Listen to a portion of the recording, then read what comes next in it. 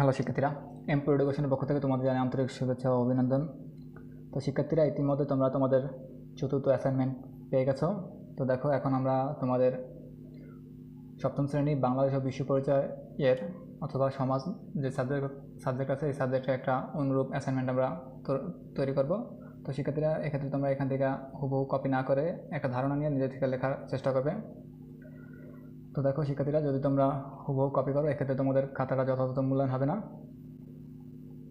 তো দেখো শিক্ষার্থীরা, এখানে তোমাদের যে অ্যাসাইনমেন্ট, এখানে দুইটা টাস্ক দেওয়া আছে, একটা 1 এবং 2 তোমাদের পঞ্চম অধ্যায় এবং ষষ্ঠ অধ্যায় থেকে। তো দেখো, এখানে প্রথম অ্যাসাইনমেন্টটা বলা আছে যে সুনাগরিকের গুণাবলী। এটা হলো তোমার হেডলাইন, যে বলা আছে যে একজন সুনাগরিক হিসেবে নিজেকে গড়ে তোলার ক্ষেত্রে তোমার যা যা করণীয় আছে তার একটি কর্ম পরিকল্পনা তৈরি করো। একজন সুনাগরিক হিসেবে নিজেকে গড়ে তোলার ক্ষেত্রে, ঠিক আছে, এটা হলো তোমার মূল খেয়াল রাখতে হবে। এবং দেখো, দ্বিতীয় নম্বর হলো তোমার এলাকায় নির্বাচনের সময় যেসব নির্বাচনী আচরণবিধি পালন করা হয় তা বর্ণনা করো। অর্থাৎ নির্বাচন এর সময় যেই সরকারি বা নির্বাচন কমিশনার থেকে যে নিয়মকানুন নির্দিষ্ট ফিক্সড করে দেয়, যেগুলো তোমার মানতে হয় বা আচরণবিধি পালন করতে হয়, সেগুলো সম্পর্কে লিখতে হবে। তো দেখো, এই কাজটা তোমার ষষ্ঠ অধ্যায় থেকে আসছে। তো দেখো, এক্ষেত্রে আমরা একটা অনুরূপ একটা অ্যাসাইনমেন্ট তৈরি করতেছি। এক্ষেত্রে তোমরা এখান থেকে ধারণা নিতে পারো। তো সেক্ষেত্রে তার আগে বলছি, তোমরা যারা আমাদের চ্যানেলটি সাবস্ক্রাইব করনি, অবশ্যই চ্যানেলটি সাবস্ক্রাইব করে রাখবে, যাতে করে পরবর্তী অ্যাসাইনমেন্ট সবার প্রথমে পেয়ে যাও। তাছাড়া আমাদের এই চ্যানেলে তোমাদের পঞ্চম থেকে দ্বাদশ শ্রেণী পর্যন্ত সব ধরনের টিউটোরিয়াল পাওয়া যায়।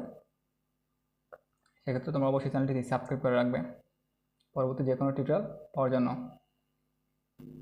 তো শিক্ষার্থীরা দেখো, তোমাদের এই যে অ্যাসাইনমেন্ট আছে, এই অ্যাসাইনমেন্টের শিরোনাম লিখে দেবে 1 সুনাগরিকের গুণাবলী।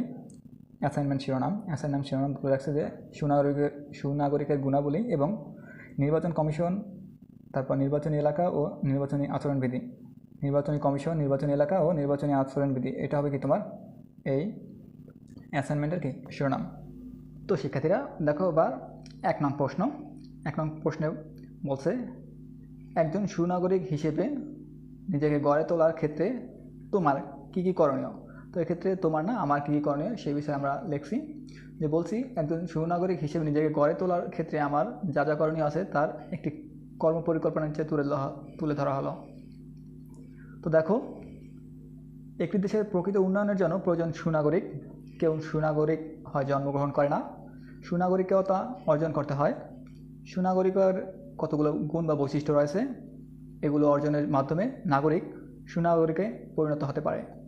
রাষ্ট্রবিজ্ঞানীদের মতে সুনাগরিকের হতে হলে একজন নাগরিককে 3টি মৌলিক গুণের অধিকারী হতে হবে। নিজের সঙ্গে সুনাগরিকের গুণাবলী কী কী তা উল্লেখ করা হলো। তো দেখো, এখানে একটা শখ প্রকাশ করা হয়েছে, শখটা অবশ্যই তোমরা তুলে ধরবে। তো রাষ্ট্রবিজ্ঞানীদের মতে, কাদের মতে? রাষ্ট্রবিজ্ঞানীদের মতে সুনাগরিক হতে হলে একজন নাগরিককে 3টি বৈশিষ্ট্যের অধিকারী হতে হবে। তো এক্ষেত্রে দেখো, বুদ্ধি, আত্মসংযম এবং বিবেক বিচার। তো শিক্ষার্থীরা, এখন পরবর্তীতে বুদ্ধি, আত্মসংযম এবং বিবেক বিচার সম্পর্কে লেখা হবে, কিছু তুলে ধরা হবে বিস্তারিত।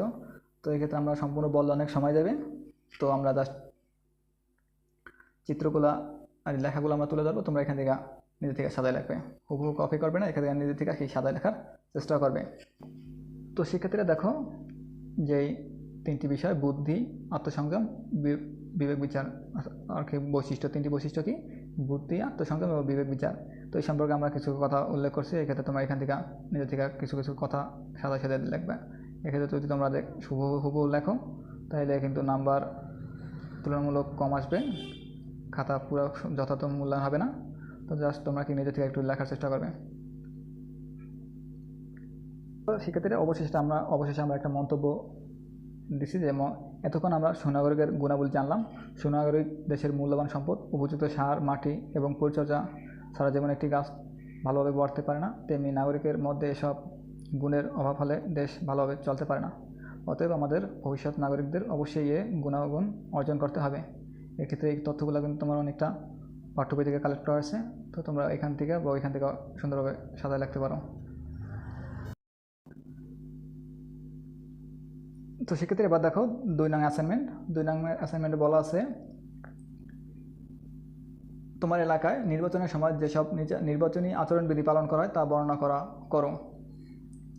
নির্বাচনের সময় যে সকল নির্বাচনী আচরণবিধি পালন করে সেই সম্পর্কে তোমার কি বর্ণনা করতে হবে। তো দেখো এখানে লেখা আছে, নির্বাচন কমিশনের একটি অন্যতম কাজ নির্বাচনী আচরণবিধি তৈরি করা। সুষ্ঠুভাবে নির্বাচন পরিচালনার স্বার্থে এটি করা হয়, কারণ স্বাভাবিক ও শান্তিপূর্ণ আইন শৃঙ্খলা পরিস্থিতি, অবাধ ও সুষ্ঠু নির্বাচনের পূর্বশর্ত। আমার এলাকায় নির্বাচনের সময় যেসব নির্বাচনী আচরণবিধি পালন করা হয় তা বর্ণনা করা হলো। এক্ষেত্রে তথ্যগুলো কিন্তু তোমার বই থেকেই নেওয়া। তো দেখো, মনোনয়নপত্র জমা দেওয়ার সময় সমাবেশ বা মিছিল করা যাবে না, দেয়ালে বা অন্য কোথাও কোনো কিছু লেখা বা পোস্টার লাগানো যাবে না, কোনো রাস্তায় বা সড়কে জনসভা করা যাবে না, তারপর রশিদে পোস্টার বা প্লেকার্ড ঝোলানো যাবে না, প্রচারের জন্য কোনো গেট তৈরি বা আলোকসজ্জা করা যাবে না, মোটরসাইকেলে বা কোনো যানবাহনে মিছিল করা যাবে না, নির্বাচনী ক্যাম্পে ভোটারদের কোনো উপহার, খাদ্য বা পানীয় পরিবেশন করা যাবে না। তো শিক্ষার্থীরা, তোমরা এভাবে তোমরা এখান থেকে লিখতে পারো। এক্ষেত্রে নির্বাচনী যে আচরণবিধি এইগুলো কিন্তু এর বেশি তোমরা লিখতে পারবে না, বা কমাইতে লাগবে না, কমাইতে লাগবেই না। সেক্ষেত্রে তোমরা আমাদের চ্যানেলটি অবশ্যই সাবস্ক্রাইব করে রাখবে পরবর্তী টিউটোরিয়ালটি পাওয়ার জন্য, এবং অবশ্যই লাইক এবং কমেন্ট করে রাখবে যদি কিছু অতিরিক্ত জানার থাকে।